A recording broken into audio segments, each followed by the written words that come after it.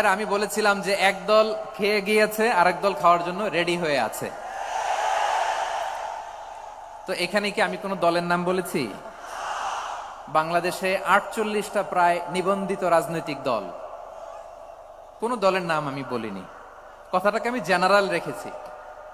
দায়ীদের বৈশিষ্ট্যই এটা, দায়ীরা জেনারেলি কথা বলে, যার যেই মেসেজ নেয়ার তারা সেখান থেকে নিয়ে নেয়।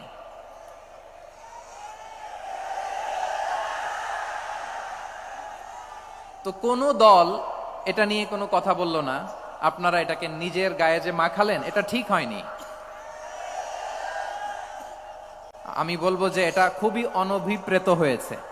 কোন দলকে টার্গেট করে বা কোন দলের পক্ষে আমরা কখনো কথা বলি না। আমরা কোরআনের পক্ষে কথা বলি, ইসলামের পক্ষে কথা বলি, ঠিক কিনা বলেন? সো একটা জেনারেল কথাকে যদি আমার রাজনীতিবিদ বন্ধুরা নিজেদের গায়ে মাখেন, ক্ষুব্ধ প্রতিক্রিয়া জানান, এতে করে সাধারণ জনগণের কাছে একটা নেগেটিভ মেসেজ যাবে ওনাদের ব্যাপারে। এটা হোক আমরা চাই।